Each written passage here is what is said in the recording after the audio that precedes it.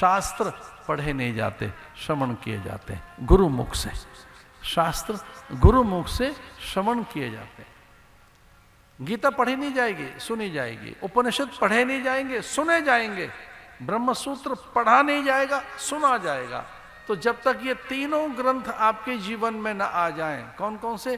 गीता, उपनिषद और ब्रह्म सूत्र, तब तक ग्रंथियां खुलेंगी नहीं। और कहीं भाग्य से रामायण, महाभारत ये आपके जीवन में आ जाए तो महाभाग्यवान है।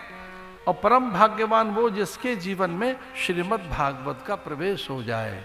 और अगर भागवत आ गई आपके जीवन में तो सारी ग्रंथियां खुल जाएंगी, सारे मार्ग खुल जाएंगे।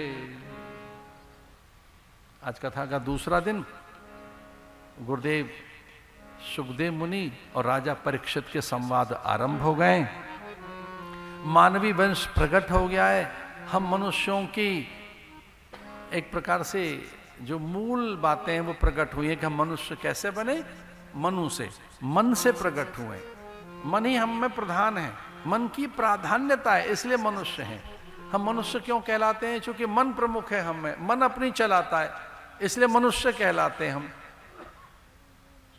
हम मन के अधीन है। मन माने इंद्रियों के साथ, बुद्धि के साथ। या मन का अंतःकरण से लीजिए। मन, बुद्धि, चित्त और अहंकार को समन्वित कर दें तो इसे मन कहेंगे। तो मन, बुद्धि, चित्त और अहंकार को समन्वित करके मन बोल रहा हूं मैं। मन है मनुष्याणाम, इसलिए मनुष्य कहलाए। आने वाले दिनों में कथाओं का आनंद लेंगे और हम बहुत आनंदित हैं।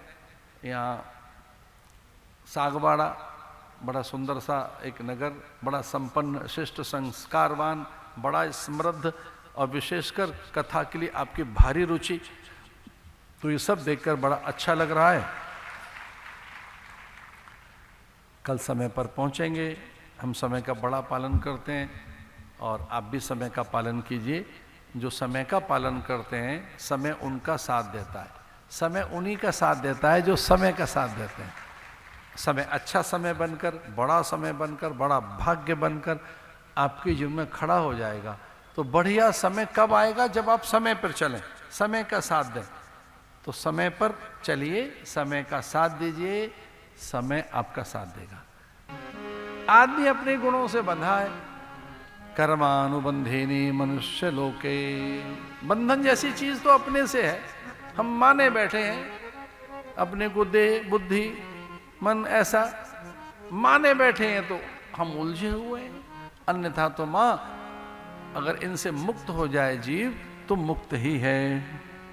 चेत खलवस्य बंधाय मुक्तये चात्मनो मतम। गुणेषु सक्तम बंधाय रतम वा पुंसि मुक्तये। मां कह लगे, अरे बेटा उपदेश दे मुझे, सबसे पहले क्या करूं मैं, जीव को क्या करना चाहिए। अब देखो गुरु के उपदेश हैं, ध्यान से सुनना। भगवान स्वयं प्रकट हो गए। कपिल में भगवान स्वयं प्रकट होकर और अपनी मां को उपदेश दे रहे हैं। मां ने हाथ जोड़ लिए, फूल पत्ती लेकर बैठ गई और कह रही, गुरुदेव अब मुझे दीक्षा दे दीजिए, मुझे गुरु मंत्र दे दो। अब गुरुदेव क्या कह रहे हैं? तितिक्षवः कारुणिका सुहृदय सर्वदेहिनाम अजात शत्रवः शांतः साधवः साधुभूषणम। तितिक्षवः कारुणिका सुहृदय सर्वदेहिनाम। अरे मां, साधुओं का संकर। सबसे बड़ा उपदेश क्या है? सत्संगति। सत्संगत्वेन निस्संगत्वम, निस्संगत्वे निर्मोहत्वम, निर्मोहत्वे निश्चल तत्वम, निश्चल तत्वे जीवन मुक्ति। तो क्या करना चाहिए? पहला साधन क्या है? महात्माओं की संगति। तितिक्षवः कारुणिकः सुहृदय सर्वदेहिनाम। ऐसे महात्माओं का संग करो जो तितिक्षु हो। तितिक्षवः कारुणिकः, करुणा। बुद्ध में करुणा देखिए, भगवान महावीर स्वामी में करुणा, आदिनाथ भगवान ऋषभ देव में करुणा, करुणा। भगवान शंकराचार्य में, वल्लभाचार्य में, निम्बारकाचार्य में, भगवान के ये जो भी आचार्य आए, दरियाब स्वामी, करुणा, करुणा मूर्ति। आगे क्या कहते हैं?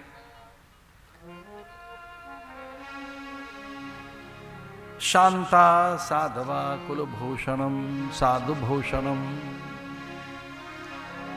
सुहृदय, द्वेष रहित जो हो, अद्वेष्टा सर्वभूतानां मैत्र करुण एवच निर्ममो निरहंकार, जो सुख दुख में शांत रहते हैं, ऐसे महात्माओं का संग करना चाहिए।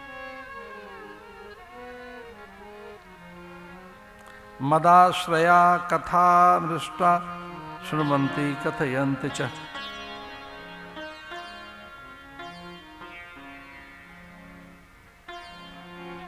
तितिक्षवः कारुणिकः सुहृदः सर्व देहिना। महात्मा ऐसे ही होते हैं, सबके लिए बराबर रहते हैं वो। पर पहली शर्त साधक की क्या है? तितिक्षवा, सर्दी गर्मी भूख प्यास मान अपमान में सम। तो ऐसे जो समता मूर्ति हैं, ऐसे महात्मा जो ब्रह्म के आनंद में रहते हैं, ऐसे महात्मा, उनका संग करना चाहिए।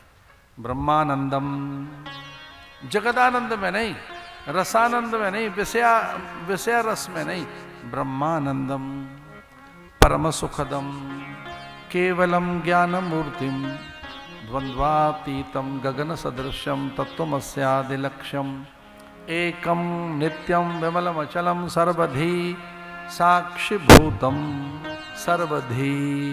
जिनकी बुद्धि में समता आ गई है, सबको एक जैसा समझते हैं, ऐसे महात्माओं की शरणागति में चले जाना। तो पहला साधन क्या है? साधु संगति। सत्संग से ही मार्ग निकलेगा। सांवरे से मिलने का सत्संग ही बहाना है। सत्संग में जाएंगे, विचार ठीक हो जाएंगे, तीनों भूमिकाएं सिद्ध हो जाएंगे। त्रय भूमिका कौन कौन सी?